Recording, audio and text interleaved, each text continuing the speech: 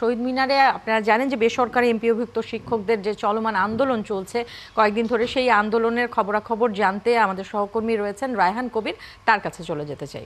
রায়হান, এই আন্দোলন তো চলমান রয়েছে, এখন কি অবস্থা আন্দোলনের এবং শিক্ষকরা কি বলছেন একটু জানাবেন।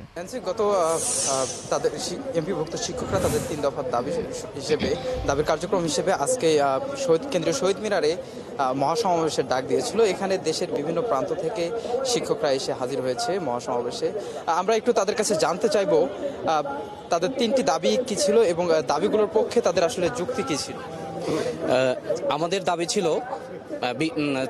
স্কেলের 20% বাড়ি ভাড়া এবং আমাদের চিকিৎসা ভাতা বাবদ 1500 টাকা এবং কর্মচারী বিন্দুয়ে 75% ঈদ বোনাস। কিন্তু আমাদের সাথে প্রহসন করে বর্তমান শিক্ষা উপদেষ্টা এবং সচিবরা আমাদের সাথে তালবাহানা করে 5%-এর যে প্রজ্ঞাপন দিয়েছে, আমাদের এই এমপিওভুক্ত শিক্ষক সমাজ সেটাকে প্রত্যাখ্যান করেছে এবং যতক্ষণ পর্যন্ত আমাদের এই 20% বাড়ি ভাড়া এবং চিকিৎসা ভাতা বাবদ 1500 টাকা এবং কর্মচারীদের 75% যে উৎসব বোনাস যতক্ষণ পর্যন্ত মেনে না নিবে, ততক্ষণ পর্যন্ত আমাদের এই আন্দোলন চলতে থাকবে এবং এটা অব্যাহত থাকবে ইনশাআল্লাহ। আমরা একটু তাদের যুক্তিগুলো একটু জানার চেষ্টা করব। এই 20% যে দাবি করছেন, বর্তমান দ্রব্যমূল্যর ঊর্ধ্বগতির বাজারে একজন শিক্ষক যারা নিজ বাড়িগৃহ থেকে 20-30 কিলোমিটার দূরে গিয়ে শিক্ষকতা করেন, তার পক্ষে 1000 টাকা দিয়ে কোথাও বাংলাদেশে বাড়ি পাওয়া যায় না, বস্তি ঘরও 1000 টাকা দিয়ে ভাড়া পাওয়া যায় না। কাজেই তাদের জীবন চলা খুব কষ্টকর।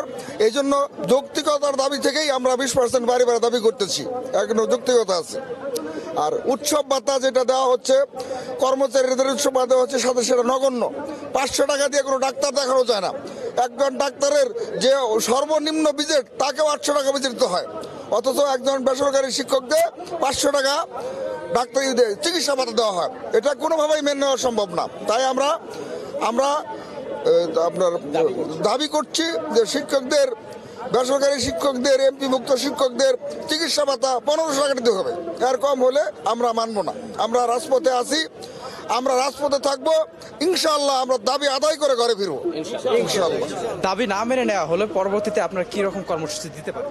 আমরা দাবি মেনে না নেওয়া হলে আমরা পরবর্তীতে আমাদের স্কুল কলেজগুলোতে সব তালাবদ্ধ করে তালা লাগিয়ে দেবো ইনশাল্লাহ। এবং সাথে সাথে আমরা সরকারকে জানিয়ে দিতে চাই এই শিক্ষা ব্যবস্থাটাকে পরিপূর্ণভাবে সুফল করার জন্য সরকারকে সহযোগিতা করার জন্য আহ্বান জানাচ্ছি।